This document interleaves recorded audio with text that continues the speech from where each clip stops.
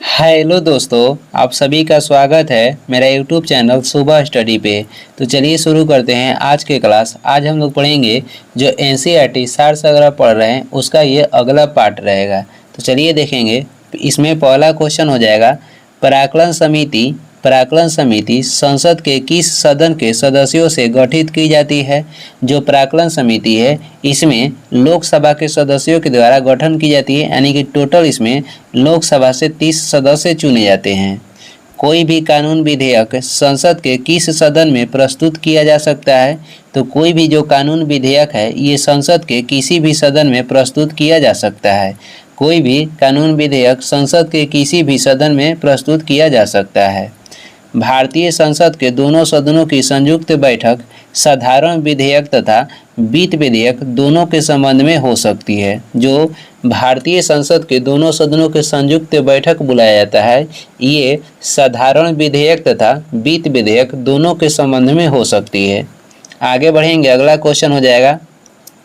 अगला इसमें क्वेश्चन है, संसद के दोनों सत्रों के मध्य अधिकाधिक मतलब अधिक से अधिक अंतराल कितना होना चाहिए। तो अधिक से अधिक 6 माह के अंतराल होना चाहिए। आकस्मिक निधि से राष्ट्रपति कैसे व्यय कर सकते हैं। तो आकस्मिक निधि से राष्ट्रपति बिना संसदीय स्वीकृति के उसका राशि जो है व्यय कर सकते हैं। किसका, आगे बढ़ते हैं थोड़ा आगे हो जाएगा, किसका संबंध सदन के नियमों के निर्वाचन या परिवर्तन अथवा संविधान के ऐसे अनुच्छेदों से है जो सदन के कार्य संचालन को विनियमित करते हैं और ऐसे प्रश्न उठाते हैं जो लोकसभा अध्यक्ष के क्षेत्राधिकार के अंतर्गत आते हैं। तो ये हो जाएगा पॉइंट ऑफ ऑर्डर। फिर से देख लेते हैं, किसका संबंध सदन के नियमों के निर्वाचन या परिवर्तन अथवा संविधान के ऐसे अनुच्छेदों से है जो सदन के कार्य संचालन को विनियमित करते हैं और ऐसे प्रश्न उठाते हैं जो लोकसभा अध्यक्ष के क्षेत्राधिकार के अंतर्गत आते हैं। तो ये हो जाएगा पॉइंट ऑफ ऑर्डर। आगे है, कटौती प्रस्ताव को और किस नाम से जाना जाता है। तो कटौती जो प्रस्ताव है उसका अन्य नाम कहेगा तो समापन प्रस्ताव हो जाएगा। आगे बढ़ते हैं, अगला क्वेश्चन हो जाएगा। अगला है, यदि कोई धन विधेयक लोकसभा द्वारा स्वीकृत कर दिया जाए तो राज्यसभा इसे अधिक से अधिक कितनी अवधि तक रोक सकती है। तो राज्यसभा उसे 14 दिन तक रोक सकती है। यदि वार्षिक संघीय बजट लोकसभा द्वारा पारित न हो तो प्रधानमंत्री अपनी मंत्रिपरिषद सहित त्यागपत्र दे देता है। यदि वार्षिक संघीय बजट जो है लोकसभा द्वारा पारित न हो तो प्रधानमंत्री अपनी मंत्रिपरिषद सहित त्यागपत्र दे देता है। लोकसभा तथा राज्यसभा के संयुक्त अधिवेशन की अध्यक्षता कौन करता है। तो ये करते हैं लोकसभा के अध्यक्ष और इसे बुलाते हैं राष्ट्रपति। अनुच्छेद 108 में इसका उल्लेख किया गया है। आगे देखेंगे, आगे हो जाएगा, संसद की किस समिति में राज्यसभा का प्रतिनिधित्व नहीं होता है। तो प्राक्कलन समिति में राज्यसभा के सदस्य नहीं होते हैं। अंतर्राष्ट्रीय संधियों को भारत के किसी भाग अथवा संपूर्ण भारत में लागू करने के लिए संसद कोई भी कानून बना सकती है और ये बिना किसी राज्य की सहमति से। आगे देखेंगे, संसद की लोक लेखा समिति का प्रमुख कार्य शासन के वित्तीय लेखा एवं विनिमय तथा नियंत्रक महालेखा परीक्षक की रिपोर्ट का परीक्षण करना है। फिर से देख लेते हैं, संसद की जो लोक लेखा समिति है इसका प्रमुख कार्य या शासन जो है वित्तीय लेखा एवं विनिमय तथा नियंत्रक एवं महालेखा परीक्षक की जो रिपोर्ट होता है उसे परीक्षण करना है। किसका, तो लोक लेखा समिति का ये कार्य है। आगे बढ़ते हैं, अगला क्वेश्चन हो जाएगा। इसमें अगला क्वेश्चन है, वर्तमान में राज्यसभा में 245 सदस्य हैं जिनमें से 225 सदस्य राज्यों से एवं 8 सदस्य संघ राज्य क्षेत्रों से चुनकर आते हैं तथा 12 सदस्य जो है राष्ट्रपति के द्वारा मनोनीत किए जाते हैं। फिर से देख लेते हैं, वर्तमान में राज्यसभा में 245 सदस्य हैं जिनमें से 225 सदस्य राज्यों से एवं 8 सदस्य संघ राज्य क्षेत्र से चुनकर आते हैं तथा 12 सदस्य जो है राष्ट्रपति के द्वारा मनोनीत किए जाते हैं। सरकार द्वारा लोकसभा में अपना बहुमत सिद्ध करने के लिए कौन सा प्रस्ताव रखा जाता है। तो सरकार द्वारा अपना बहुमत सिद्ध करने के लिए विश्वास प्रस्ताव रखा जाता है। आगे देखेंगे, अगला क्वेश्चन हो जाएगा, भारतीय संसद के दोनों सदनों की प्रथम संयुक्त बैठक किस विधेयक पर हुई थी, यानी कि किस विषय पे प्रथम संयुक्त जो बैठक है उसे बुलाया गया था। तो ये हो जाएगा दहेज उन्मूलन विधेयक, और ये बुलाया गया था वर्ष 1960 में। आगे देखेंगे, लोक लेखा समिति अपनी रिपोर्ट किसे प्रस्तुत करती है। तो ये लोकसभा अध्यक्ष को प्रस्तुत करती है। लोक लेखा समिति अपनी रिपोर्ट किसे प्रस्तुत करती है, लोकसभा अध्यक्ष को। आगे बढ़ेंगे, अगला क्वेश्चन हो जाएगा, संसद में लोकलेखा समिति के अध्यक्ष की नियुक्ति जो है किसके द्वारा की जाती है। तो ये लोकसभा अध्यक्ष के द्वारा लोकलेखा समिति के अध्यक्ष की नियुक्ति की जाती है। संसद या विधानसभा के किसी भी सदस्य की सदस्यता तब तक समाप्त समझी जाती है जब वह सदन को सूचित किए बिना लगातार 60 दिन तक अनुपस्थित रहता है। यानी लगातार 60 दिन तक अनुपस्थित रहने पे संसद या विधानसभा के किसी भी सदस्य की सदस्यता क्या हो जाती है, रद्द हो जाती है, अगर वो बिना सूचित किए बिना अनुपस्थित रहे तब। आगे बढ़ते हैं, अगला क्वेश्चन हो जाएगा इसमें। अगला है, संसद राज्य सूची के किसी विषय पर कानून कब बना सकती है। यदि राज्यसभा ऐसा संकल्प पारित करती है तब संसद जो है राज्य सूची के किसी विषय पे कानून बना सकती है। किसी मंत्री के विरुद्ध विशेषाधिकार प्रस्ताव कब लाया जा सकता है। तो किसी मंत्री के विरुद्ध विशेषाधिकार जो प्रस्ताव है तब लाया जा सकता है जब वह मंत्री किसी मामले के तथ्यों को रोकता है या तथ्यों को गलत वर्णन देता है तब। आगे बढ़ेंगे, अगला क्वेश्चन हो जाएगा, लोकसभा में शून्यकाल की अवधि अधिक से अधिक कितनी हो सकती है। तो अधिक से अधिक 1 घंटा। संसद में स्थगन प्रस्ताव लाने का उद्देश्य सार्वजनिक महत्व के अति आवश्यक मुद्दों पर बहस करना है। संसद में स्थगन प्रस्ताव लाने के जो उद्देश्य है ये सार्वजनिक महत्व के अति आवश्यक मुद्दों पर बहस करना है। भारतीय संसद की संप्रभुता किसके द्वारा प्रतिबंधित है। तो ये न्यायिक समीक्षा से प्रतिबंधित है। आगे बढ़ते हैं, अगला हो जाएगा, भारतीय संसद किसके माध्यम से प्रशासन पर नियंत्रित करती है। भारतीय संसद किसके माध्यम से प्रशासन पर नियंत्रण करती है। तो ये संसदीय समितियों के माध्यम से। प्रथम जनजातीय लोकसभा अध्यक्ष कौन थे। ये थे पीए संगमा। भारतीय संसद की लोकलेखा समिति के अध्यक्ष को कौन मनोनीत करता है। तो ये लोकसभा के अध्यक्ष।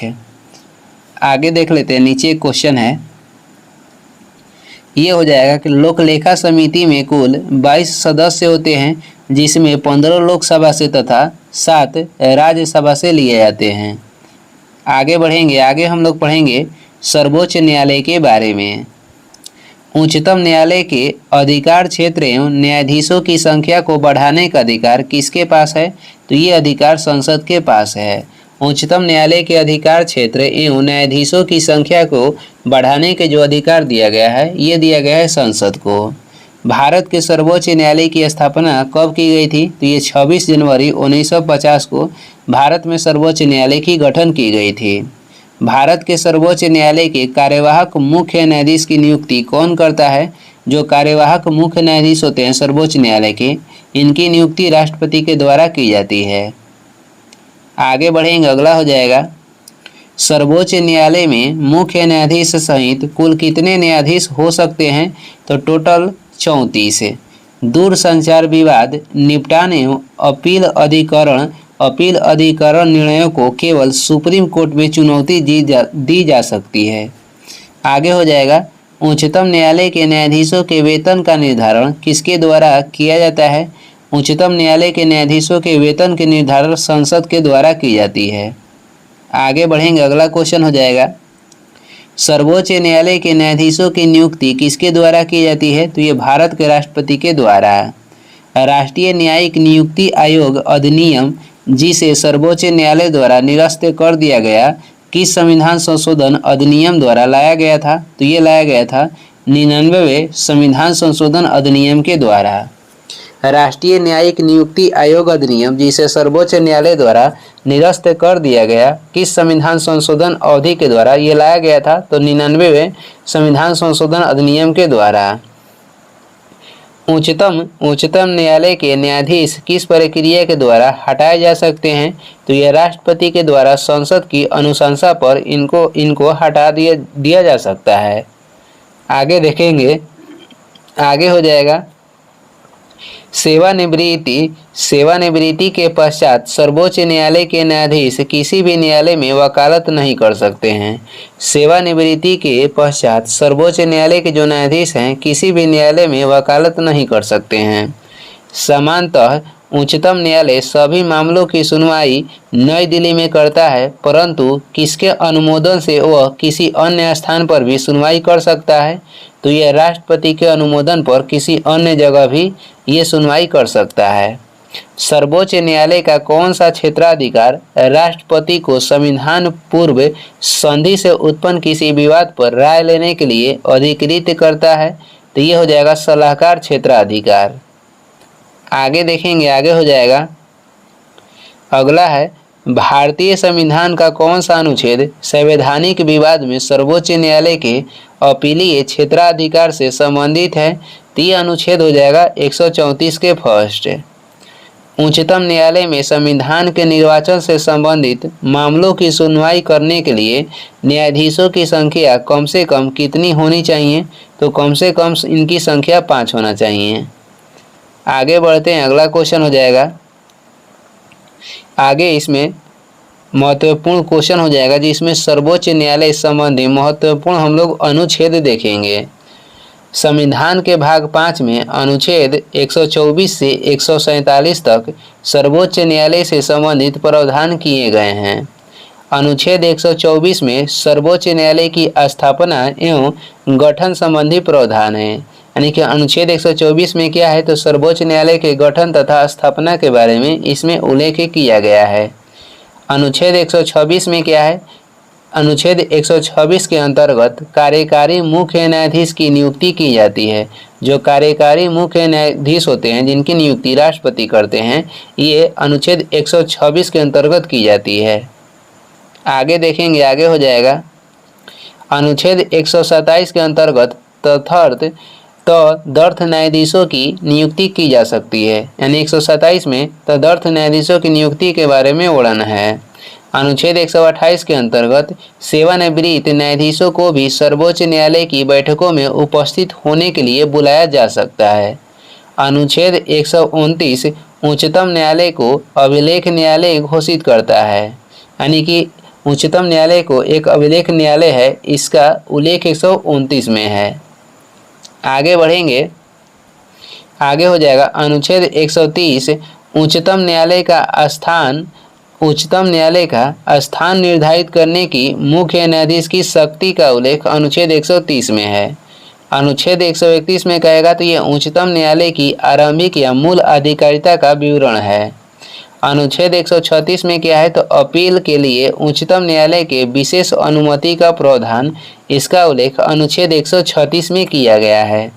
अनुच्छेद 137 में कहेगा तो उच्चतम न्यायालय की अपने निर्णयों के पुनः विचार की शक्ति के विषय का उल्लेख अनुच्छेद 137 में है। आगे बढ़ते हैं, अगला क्वेश्चन हो जाएगा, आगे है अनुच्छेद 141 में। अनुच्छेद 141 के अनुसार उच्चतम न्यायालय द्वारा घोषित विधि सभी न्यायालयों पर बाध्यकारी होती है। अनुच्छेद 143 में राष्ट्रपति की उच्चतम न्यायालय से परामर्श करने की शक्ति का वर्णन किया गया है। अनुच्छेद 145 में क्या है? तो इसके अंतर्गत उच्चतम न्यायालय को राष्ट्रपति के अनुमोदन से न्यायालय की कार्य पद्धतियों प्रक्रिया को विनियमित करने के लिए नियम बनाने की शक्ति दी गई है। आगे बढ़ते हैं, अगला हो जाएगा 146 में देखेंगे। अनुच्छेद 146 के अंतर्गत उच्चतम न्यायालय के अधिकारियों एवं सेवकों की नियुक्ति संबंधी प्रावधान किए गए हैं। एक नीचे क्वेश्चन दिया गया है, अभी देख लेते हैं। ये सभी जो नीचे एक क्वेश्चन दिया जाता है, ये सभी इसमें महत्वपूर्ण है। यह है सुप्रीम कोर्ट के न्यायाधीश, अब से देख लेते हैं। ये है कि सुप्रीम कोर्ट के न्यायाधीश के वेतन, भत्ते व पेंशन भारत की संचित निधि पर आधारित होते हैं। सुप्रीम कोर्ट के न्यायाधीशों के वेतन, भत्ते व पेंशन भारत के संचित निधि पर आधारित होते हैं, यानी कि भारत के संचित निधि के द्वारा इनको पेंशन भत्ता दिया जाता है। आगे हो जाएगा, केंद्र और राज्यों के मध्य होने वाले विवादों का निर्णय करने के भारत के उच्चतम न्यायालय की शक्ति आती है, यानी केंद्र और राज्य के मध्य जो विवाद होगा इसका निर्णय कौन करेगा, तो ये उच्चतम न्यायालय की शक्ति आती है। इसकी मूल अधिकारिता के अंतर्गत ये आता है। उच्चतम न्यायालय ने संविधान के मूल ढांचे का सिद्धांत किस वाद में प्रतिपादित किया था, तो उच्चतम न्यायालय जो था संविधान के मूल ढांचे का सिद्धांत ये कह रहा है किस वाद में प्रतिपादित किया था, तो केशवानंद भारती बनाम केरल राज्य में ये प्रतिपादित किया गया था, जो कि मामला 1973 में आया था। केवल सर्वोच्च न्यायालय में तदर्थ न्यायाधीशों की नियुक्ति का प्रावधान है। केवल सर्वोच्च न्यायालय में जो तदर्थ न्यायाधीश की नियुक्ति है ये केवल सर्वोच्च न्यायालय के लिए मान्य है। आगे बढ़ते हैं, अगला क्वेश्चन हो जाएगा, संविधान का कौन सा अनुच्छेद उच्चतम न्यायालय को उसके द्वारा दिए गए निर्णय अथवा आदेश को पुनः विलोकन हेतु अधिकृत करता है, यानी पुनः विचार के लिए अधिकृत करता है, तो ये हो जाएगा अनुच्छेद 137 है। भारत में संविधान की मूल संरचना यानी कि बुनियादी ढांचा के सिद्धांत का स्रोत है, तो ये हो जाएगा न्यायिक समीक्षा। संविधान की व्याख्या करने का अंतिम अधिकार किसे दिया गया है, तो ये दिया गया सर्वोच्च न्यायालय को। उच्च न्यायालय और उच्चतम न्यायालय की अधिकारिता के अंतर्गत कौन से मामले आते हैं, तो ये आते हैं मूल अधिकारों का प्रवर्तन।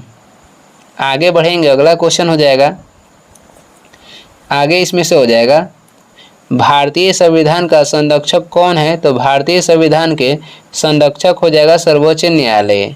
न्यायाधीशों को प्राप्त उन्मुक्तियां देखते हैं उसके बारे में।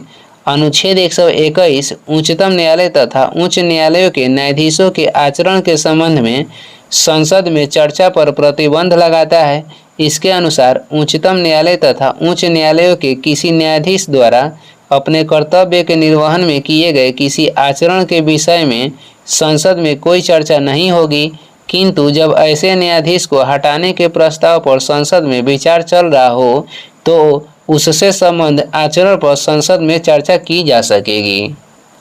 और इसका उल्लेख ये अनुच्छेद 121 में दिया गया है। आगे देखेंगे, आगे है न्यायालय की अवमानना के बारे में देखते हैं। भारतीय संविधान के अनुच्छेद 129 में सर्वोच्च न्यायालय तथा अनुच्छेद 215 में उच्च न्यायालयों की अवमानना के संबंध में शक्तियों का प्रावधान किया गया है। न्यायाधीशों पर प्रतिबंध के बारे में देखेंगे। कोई व्यक्ति जो उच्चतम न्यायालय का न्यायाधीश रह चुका है भारत में किसी न्यायालय का प्राधिकारी के समक्ष वकालत का कार्य नहीं कर सकता है। इसका उल्लेख अनुच्छेद 124 के 7 में है। आगे बढ़ेंगे,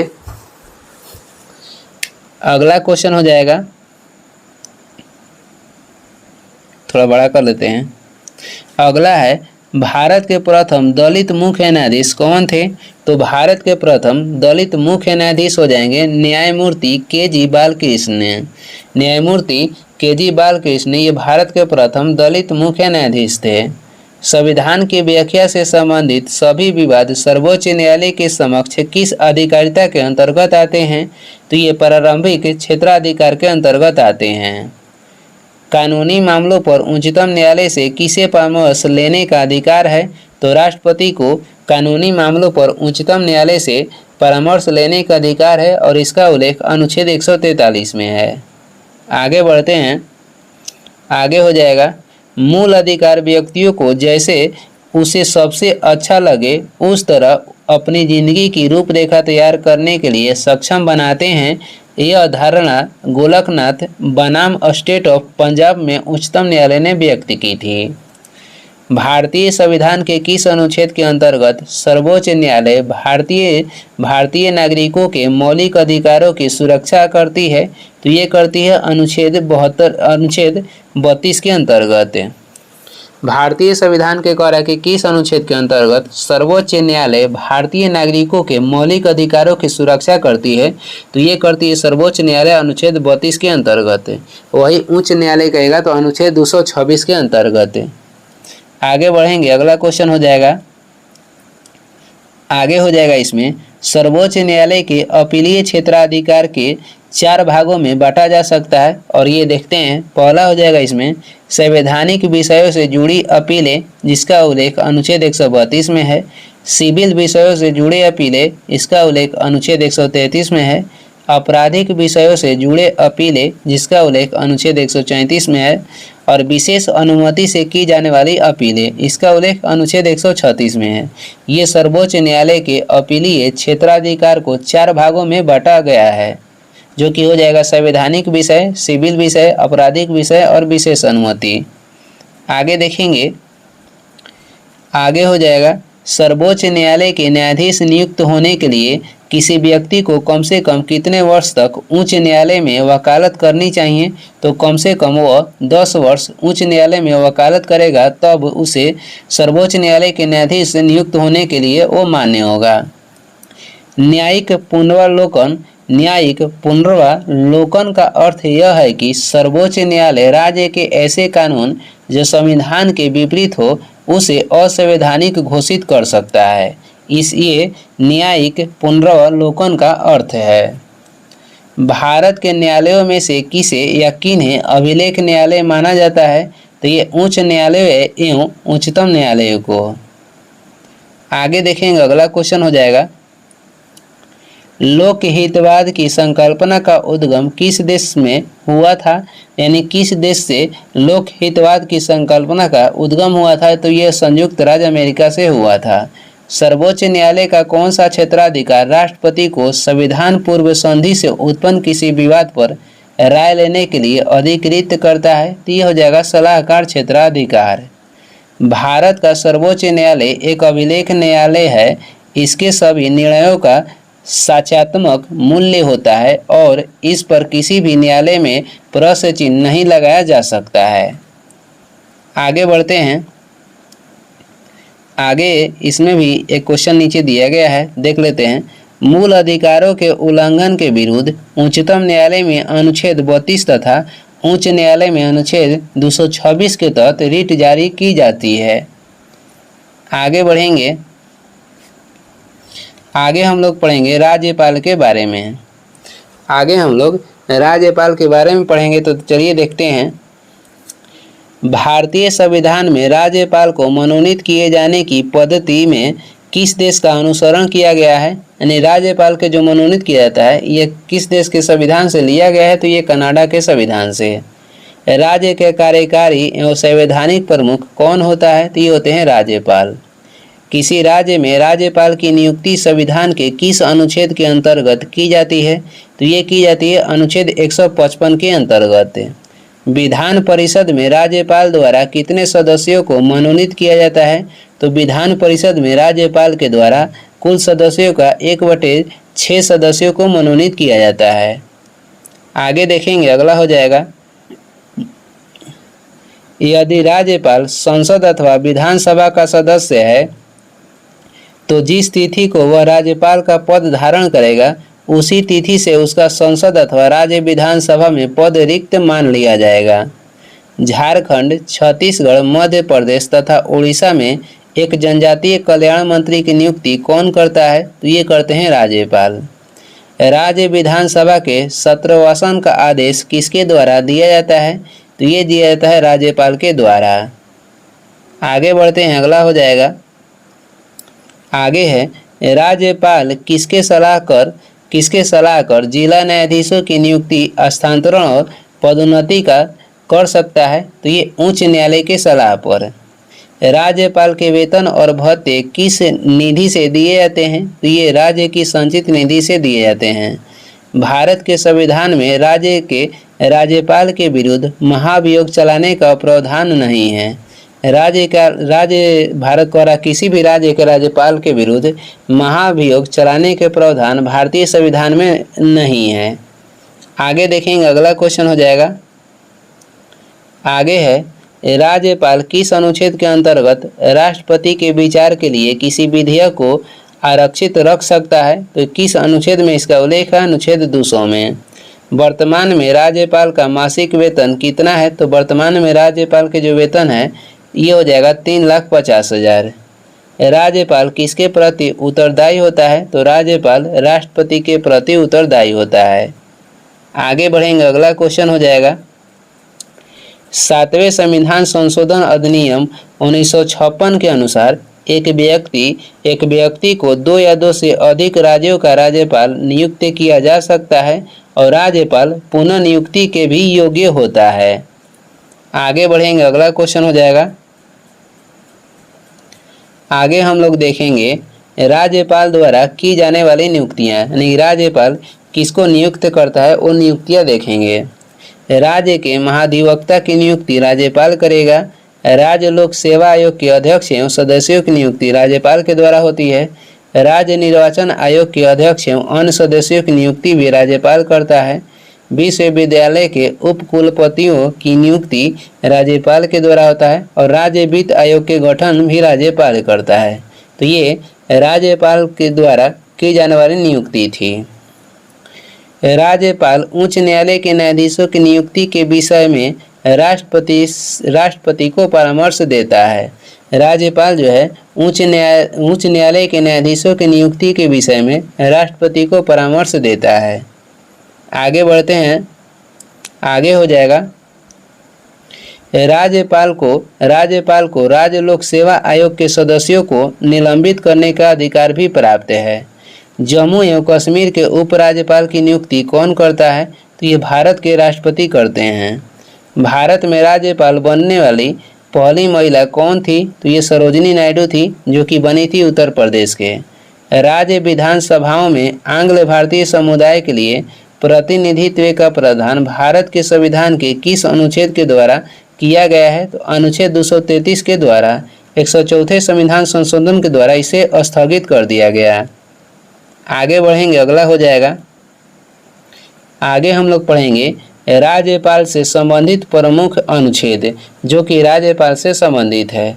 अनुच्छेद 153 और अनुच्छेद 153 में कहा गया है, इसमें राज्य के राज्यपाल के बारे में उल्लेख किया गया है। 154 में क्या है? तो राज्य की कार्यपालिका शक्ति का राज्यपाल में निहित होना, इसका उल्लेख अनुच्छेद 154 में है। 160 में क्या है? आकस्मिक परिस्थितियों में राज्यपाल का कार्य का उल्लेख अनुच्छेद 160 में है। अनुच्छेद 161 में कहेगा तो क्षमादान तथा कुछ मामलों में दंडादेश के निलंबन, परिहार या लघुकरण की राज्यपाल की शक्ति का उल्लेख अनुच्छेद 161 में है। आगे देखेंगे, आगे हो जाएगा 163 में किसका उल्लेख है? तो मंत्रिपरिषद द्वारा राज्यपाल को सलाह एवं सहयोग देना, इसका उल्लेख अनुच्छेद 163 में है। अनुच्छेद 200 में क्या है? राज्य विधानसभा द्वारा पारित विधेयकों पर राज्यपाल की अनुमति राष्ट्रपति के विचारार्थ आरक्षित करना। अनुच्छेद 201 में है विचार के लिए आरक्षित विधेयक पर राष्ट्रपति की कार्यवाही। 213 में है राज्यपाल की अध्यादेश जारी करने की शक्ति, यानी कि राज्यपाल की अध्यादेश जारी करने की शक्ति का उल्लेख अनुच्छेद 213 में है। 233 में क्या है? तो राज्यपाल द्वारा जिला न्यायाधीशों की नियुक्ति का उल्लेख अनुच्छेद 233 में है। नीचे एक क्वेश्चन है, ये भी देख लेते हैं। इसमें है सरोजिनी नायडू ने राज्यपाल को सोने के पिंजड़े में निवास करने वाली चिड़िया की संज्ञा दी थी। सरोजिनी नायडू ने राज्यपाल को सोने के पिंजड़े में निवास करने वाली चिड़िया की संज्ञा दी थी। आगे देखेंगे, आगे जो हम लोग पढ़ेंगे, आगे पढ़ेंगे हम लोग राज्य विधानमंडल के बारे में। भारत में राज्य विधानमंडलों का उच्च सदन कहेगा वो कौन सा है? तो भारत में राज्य के विधानमंडलों का उच्च सदन हो जाएगा विधान परिषद। राज्यों के वित्तीय लेखों पर कौन नियंत्रण रखता है? तो ये रखते हैं नियंत्रक एवं महालेखा परीक्षक। आगे देखेंगे राज्य में उच्च सदन यानी कि विधान परिषद की स्थापना या समाप्ति संबंधित राज्य की विधानसभा द्वारा पूर्ण बहुमत से पारित प्रस्ताव और संसद द्वारा साधारण बहुमत से पारित प्रस्ताव के द्वारा की जाती है। कह रहा है कि राज्य में उच्च सदन जैसे कि विधान परिषद की स्थापना या समाप्ति संबंधित राज्य की विधानसभा द्वारा पूर्ण बहुमत से पारित प्रस्ताव और संसद द्वारा साधारण बहुमत से पारित प्रस्ताव के द्वारा ये की जाती है। विधान परिषद किसी साधारण विधेयक को अधिकतम कितने समय तक रोक सकती है? साधारण विधेयक को रोक सकती है 4 माह के लिए। आगे हम लोग बढ़ेंगे और आगे हम लोग देखेंगे राज्य मंत्रिपरिषद से संबंधित महत्वपूर्ण अनुच्छेद। तो देखते हैं अनुच्छेद 163 में क्या है। तो राज्यपाल को सलाह एवं सहायता के लिए मंत्रिपरिषद के गठन के प्रावधान, इसका उल्लेख अनुच्छेद 163 में है। 164 में है राज्य के मंत्रिमंडल का सामूहिक उत्तरदायित्व विधानसभा के प्रति होगी, इसका उल्लेख अनुच्छेद 164 में है। 166 में क्या है। तो राज्य सरकार के कार्य का संचालन का उल्लेख अनुच्छेद 166 में है। 167 में किसका उल्लेख है? राज्यपाल को सूचना प्रदान करने का मुख्यमंत्री का कर्तव्य। आगे देखेंगे, आगे हो जाएगा भारतीय संविधान के किस अनुच्छेद के अंतर्गत विधानसभा को विधान परिषद का सृजन एवं उसे समाप्त करने का अधिकार प्राप्त है? तो इसका उल्लेख अनुच्छेद 169 में है। राज्य की विधानसभाओं में सदस्यों की संख्या किस अनुच्छेद में निर्धारित की गई है? तो अनुच्छेद 170 में इसका उल्लेख किया गया है। राज्य विधानसभा के निर्वाचन का संचालन कौन करता है? तो ये भारत का निर्वाचन आयोग करता है। राज्य विधानसभा के निर्वाचन का संचालन किसके द्वारा किया जाता है? भारत का निर्वाचन आयोग के द्वारा। आगे बढ़ेंगे, आगे हो जाएगा राज्य विधान परिषद को भंग नहीं किया जा सकता है, परंतु इसे समाप्त किया जा सकता है। जो राज्य के विधान परिषद है इसे भंग नहीं किया जा सकता है, इसे समाप्त किया जा सकता है। भारत के किस राज्य में समान नागरिक संहिता लागू है? तो किस राज्य में है? गोवा में। उत्तराखंड वर्ष 2024 स्वतंत्र भारत में समान नागरिक संहिता लागू करने वाला पहला राज्य बन गया है।